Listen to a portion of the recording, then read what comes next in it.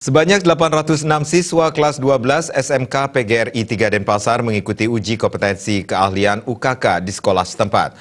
Pelaksanaan UKK bertujuan menguji keahlian siswa di bidang masing-masing setelah 3 tahun mengikuti pendidikan.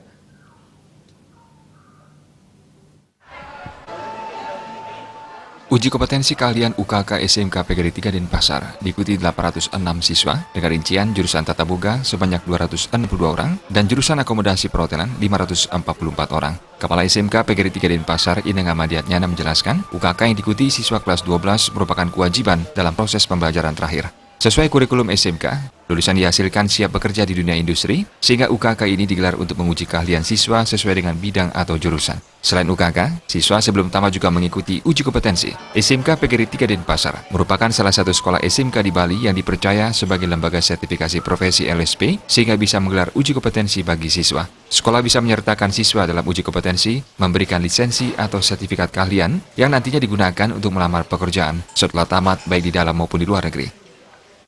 Setelah dia selesai melakukan UK yang diuji oleh asesor, dia berhak untuk mendapatkan sertifikat LSP. Sertifikat LSP ini beda dengan sertifikat UKK. Kalau UKK itu adalah mempunyai suatu kewajiban dari sekolah, karena akhir daripada proses pembelajaran dia harus diuji kompetensikan, atau yang disebut dengan uji kompetensi keahlian. Tetapi kalau UK, uji kompetensi, itu adalah dia akan diberikan sertifikat UK atau LSP apabila dia memang layak, ya, lulus di dalam uji kompetensi. Nah, sertifikat ini untuk UKK mungkin tidak berlaku untuk internasional, tapi kalau sertifikat UK ini bisa dipakai untuk di luar negeri dan di Indonesia.